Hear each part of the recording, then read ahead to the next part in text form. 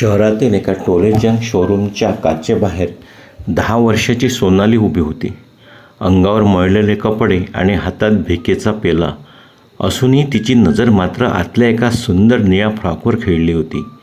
तिच्यासाठी ती केवळ कास नव्हती, तर तिच्या गरिबी आणि स्वप्नामधील एक मोठी भिंत होती.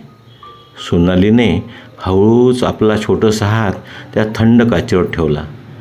तिला भास झाला की तिने तो फ्रॉक घातला आहे आणि ती आनंदाने नाचत आहे. तेवढ्यात शोरूमचा दरवाजा उघडला आणि एक श्रीमंत महिला आपल्या मुलीसोबत बाहेर आली. तिने पाहिले की ही छोटी मुलगी किती आशेने त्या कपड्याकडे बघत आहे. त्या महिलेला सोनालीची ती निरागस ओढ समजली. त्या पुन्हा आत गेल्या आणि थोड्या वेळाने एक देखणा बॉक्स घेऊन बाहेर आल्या. त्यांनी तो बॉक्स सोनालीच्या हातात ठेवला. सोनालीने उघडून पाहिला तर आत तोच निळा फ्रॉक होता. सोनालीचे डोळे भरून आले. तिने आश्चर्याने विचारले, काकू, हे माझ्यासाठी? काकूंनी प्रेमाने तिच्या डोक्यावर हात फिरवला.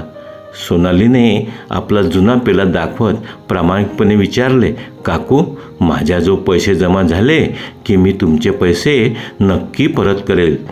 तुम्ही मला तुमचा पत्ता द्याल का? सोनालीचा हा निरागसपणा पाहून त्या स्त्रीचे हृदय भरून आले. त्या हसून म्हणाल्या, नाही बाळा, मला पैसे नकोत. हे माझ्यातर्फे तुला वाढदिवसाचे गिफ्ट आहे असं समज. सोनालीच्या चेहऱ्यावर जे हसू उमलले त्याने संध्याकाळचा तो अंधारही उजळून निघाला.